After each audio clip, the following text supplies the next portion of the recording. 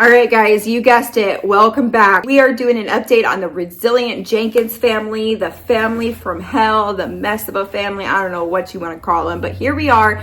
Thank you so much for being here. Welcome back. If you are new here, hello. Thanks for stopping by. My name is Alyssa. On this channel, we talk about lots of different things. We talk about cringy social media trends. We talk about the bad things on the internet that shouldn't be there, creators being famous for the wrong reasons, the dangers of family vlogging, but I also like to sprinkle in some gardening. I am very passionate about sharing benefits and ways to have a backyard garden. I also share a lot of plant tips and tricks. I'm a plant lover. And then I also like to share my story about how I went from a slob to being nice and tidy, and the weight that has lifted off my shoulders and the amount of space in my brain that has freed up. That is something that I am very passionate about sharing with others because I want others to get that feeling as well. So I don't really have a niche. We're kind of all over the place on this channel here, but I would love to have you. So if any of those sound interesting, please subscribe to this channel. And without further ado, let's get into today's video. We're going to do just a quick update together. Stephanie Jenkins, that's not even her last name, but we're going to go for it. She has posted some more videos, and so has Mr. Drew on his new social media platform. Raise your hand if you think that it's actually Stephanie running both accounts. So I think that there is a really good possibility that Stephanie is actually running both channels, which is very strange to me because she's definitely acting like it's Drew, but I don't know. Who knows? Who really cares? If it is Drew, it is. Whatever. We all know that they have been trying to be social media famous for years. Stephanie has told us many times, whatever. But they both posted that they have upgraded to a new hotel room. So they're living in this like hotel shelter type thing. I honestly don't really understand what it is. And maybe it's just because I haven't researched it. I'm not from the area. But some people call it a shelter, like for homelessness. And then other people call it a motel, and the resilient Jenkins themselves call it a motel. So I'm not sure what it is, but either way, they started out in just a standard literal hotel room with 2 queen size beds, like your cheapest most standard hotel room you could get. Got kicked out of that one, or so they say. And then went to another one that they had been at for a while now, which is at this new location where this shelter is.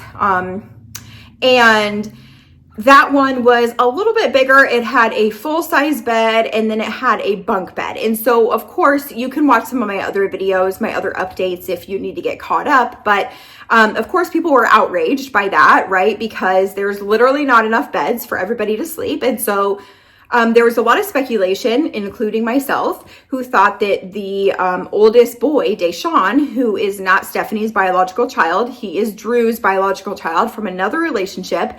People were speculating, including myself, that he had nowhere to sleep, that maybe he was sleeping on the floor, because in all of their videos, it was very apparent that both of the girls had the top and the bottom bunks, and then the full-size bed was for the parents and the toddler, I guess, and then they had a bassinet for the baby. So where is Deshaun, the oldest child, sleeping? Because there's 5 kids all together. Deshaun, the 2 girls, and then the toddler, and now the new baby that Stephanie just had, a month or so ago? 2 months ago. And so it literally wasn't adding up. And, they were cooking fried chicken in this hotel room and covering up the smoke alarm and just really, really hazardous things. And there was like no room for any of them to even move around in there. So anyways, a couple days ago, they posted and blessed us with their posting of how they were so excited because they upgraded to a new room. Now, I can understand being excited about that. You're getting a little bit more space, like that is something to be excited about. This new room has a couch with a pull-out bed. So Deshaun and the toddler boy can sleep in there. A bunk bed for each of the girls, a queen size bed for the parents, and then the baby sleeps in the bassinet. So we've got all the kids covered on bed. So I am very happy about that. That is a step in the right direction. I'm going to give credit where credit is due.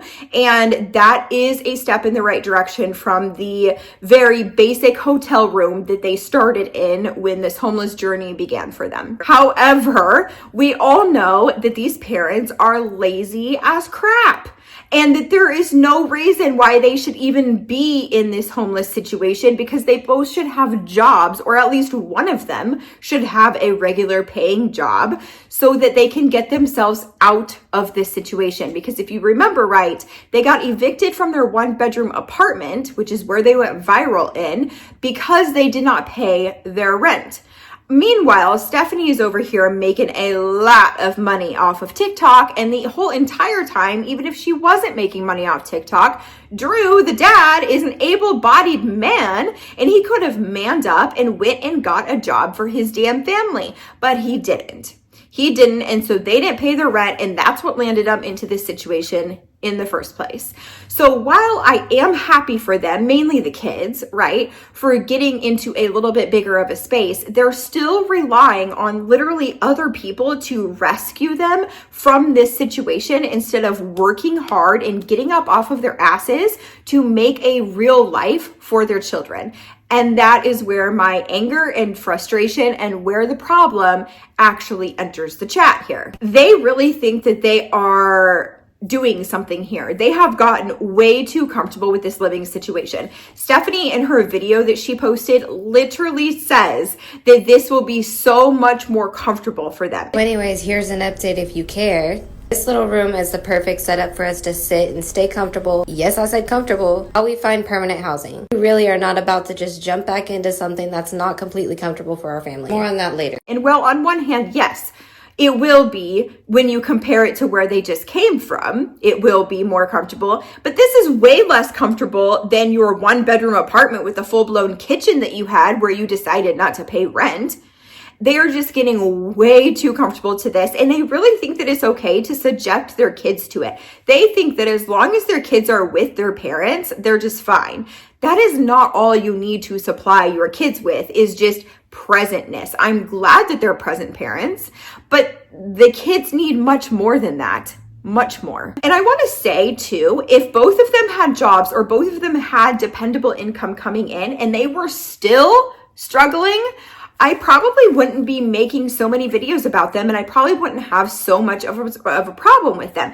I don't necessarily inherently have a problem with homelessness. I have a problem with people putting kids in a homeless situation when they themselves, as the adults and the parents in the household, are doing literally nothing to generate more income to make their kids have a better life. The resilient Jenkins, both Stephanie and Drew, choose every single day to not go get a job to provide for their children. Every single day. They wake up and they choose that. They choose to sit on their asses and not make any changes and just wait for people to rescue them. And they're just so totally okay and content raising their kids on all of the government assistance possible and milking the system, because like I said, they are two able-bodied adults. They could both have jobs. Stephanie is making money off of TikTok, so that could be her job. I understand childcare is expensive and they would have 2 kids that they would have to put into childcare. That would be expensive. But Drew can go work a 40, 50, 60-hour work week, at least for a while, to get them out of this situation, and then drop down to just a 40-hour work week. I mean, they could do something. There are so many options. He could go working at Burger King, okay? 40 hours a week would be better than him doing literally nothing. Like, that would be more income than they have right now, and it would help get their kids a better place. And it's just so crazy to me, because this is what these kids are being taught and modeled. You don't have to work hard. You don't have to aspire to get a good career or get a good job to provide your family. You can just have a bunch of kids, and the government and everybody else will just pity you and just take care of you. There is literally no real form of teaching life skills and adulting to these children. And that is so sad for them. And then we all know about the situation with Drew, right? How he was hospitalized. I see a lot of creators talk about how there's no way that he actually had a seizure. There's no way he actually had a heart attack. I have my own opinions. I think that the timing is very suspicious because it literally happened the day he was supposed to appear in court, which he actually did appear in court. We did get confirmation about that. But I am skeptical about these things actually happening because it is strange that he got sent home from the hospital after complaining about seizures and a heart attack. He got sent home from the hospital that same day in just a few hours. Like, that's some speedy service in Portland, Oregon ER. That's impressive. But usually they would keep you to run tests. And even if they don't admit you overnight, tests take a long time to run. So again, I don't know if they went to a hospital that was completely dead and nobody was there needing services except for Drew Jenkins. I'm not really sure, but that was an impressive turnaround for the amount of time that a patient was in the emergency room complaining of heart attack symptoms when he has previously supposedly had a heart attack already, and seizures. So that's why I don't really believe the situation. However, I am not in their life. I can speculate, I can have my opinions, but I actually don't know for sure because I am not Stephanie or Drew Jenkins or anybody connected to them. Thank goodness. So I'm not going to go too far into that and say that I know for sure that he doesn't have these problems. But what I do think is happening for real is I think they're trying to milk the system. This is all part of the plan. This is the setup for the plan. Arleta, the mom of Drew's oldest child, who has no contact with, who is 12 years old, Arleta, the mom of that kid, has come on saying that, you know, she's going after him for child support. Rightfully freaking so. She should. She's entitled to that money. That's her money. She's raising this kid alone with no help or support.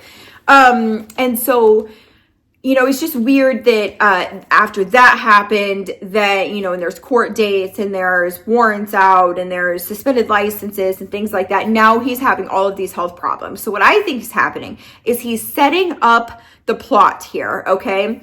Because their end goal is to get this man on freaking disability. For real. They're trying to get this man on disability so that both of them, she can make money off TikTok and stay home. He can be on disability and play his PS5 from 9 to 5, Monday through Sunday, every day, all day long. And they can just live off of the freaking system and everybody else that are supporting them because they have no drive or motivation to get jobs whatsoever. And Stephanie literally stated that working will take 10 years off of Drew's and hers life. So, you know, they must think they're freaking unicorns. Like nobody else in this world has to work a goddamn job to make money. Like, they're the only ones that shouldn't have to because they're freaking unicorns. I just can't. It is, like, so frustrating, but it's also so comical because it is so stupid also. The last thing I want to talk about in this video is in one of Stephanie's last videos that I'll share here. You can see the toddler sleeping on the pull-out bed and Stephanie is vacuuming. Okay, now this is not the worst thing in the world, right? Kids can sleep through a lot of things. When my kids were younger, nap time wasn't just like a fully 100% silent house or anything like that. You know, my other kids were still running around. We were still going in and out and cooking, doing all the things. You know, a kid needs to learn to self-soothe and to sleep through certain things and whatever. But let's just think about this for a minute. Stephanie had a child, a baby, like a month or two ago, right? I don't even know if it's been that long. I'm horrible with time. Very recently. They have a newborn. They have an infant.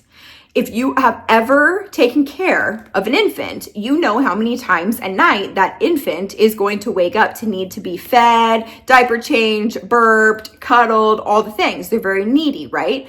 When you are in one room with all of these kids and a screaming newborn in the middle of the night, multiple times a night, what kind of quality of sleep do you think these children are getting? Now, Stephanie and Drew chose this. They signed up for it, right? They created a child. They decided to have the child while they already have 4 other children that they cannot care for. This was their choice. The kids did not choose any of this, including having another sibling and then being homeless and living in a hotel room with said sibling infant who is very needy and needs a lot of attention and never sleeps through the night. So these kids' quality of sleep is completely horrible. It has to be. It has to be. And they're still supposed to go to school. They're still supposed to and have relationships and have good attitudes and things like that, they're not even sleeping through the night because they're getting woken up by this baby child that their parents chose to have and stick them in the room with all night long. There is absolutely no room for peace and quiet for any of these children. And I don't even care that there's not peace and quiet for Drew and Stephanie. They chose this life. At least in their 1-bedroom apartment that they got evicted from, at least there was a little bit more space. There are no walls in this in this hotel room. Okay, there are 4 walls and all of them are inside of it. There's nothing separating anything for peace, quiet, privacy. Nothing. All right, I could ramble on forever about the resilient Jenkins because I feel very strongly about them, but we're going to end today's video here. I'm sure I will be back with another update. Please comment below. Tell me your opinion of them. Did I miss anything? Should we talk about anything else? What problems do you see? I would love for you to give this video a thumbs up and subscribe to my channel if you like this kind of content. Make sure you turn on the bell so that you'll get notified whenever I upload new content. And I just want to say thank you because I realize you could have spent the last, 15 or so minutes with any creator here on YouTube watching any video, and instead you chose to be here with me and spend this space and time with me, and I don't take that for granted. So thank you again so much for being here, and I'll see you in the next one, friend.